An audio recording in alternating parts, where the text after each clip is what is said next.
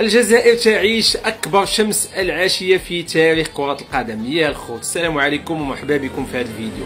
فمن بعد ما انتظرت الجامعة الجزائرية لكرة القدم لمدة سنة أو أكثر باش الطاس تحكم في الملف ديال القميص ديال نهضة بركان بالخريطة المغربية، ومن بعد ما خسرات الفريق الجزائري المقابلة ضد نهضة بركان ب6-0، جوج ديال المقابلات اللي امتنعوا على انهم يلعبوا المقابله بحكم ان نهضة بركان دايره الخريطه ديال المغرب في القميص ديالها.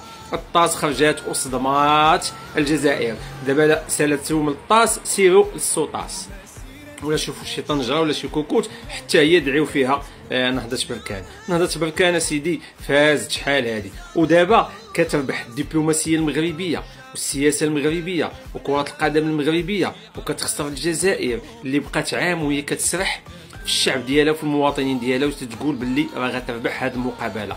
كتسناو تعاود الماتش ديال بركان، ما تعاودش. كيتسناو يتعاود الماتش ديال الكاميرون، اما ما يتعاود.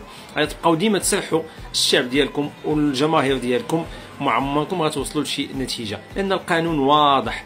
الفيفا قالت لكم ما كندخلوش الامور السياسيه في هذا الشيء، يعني الجزائر هي اللي دخلت الامور السياسيه وبقات على النتيجه، اكدت على النتيجه ديال بركان انها فازت، وقالت لك الكاف هي اللي ملي كتعتمد واحد القميص فما يمكنش نحكموا عليه من بعد.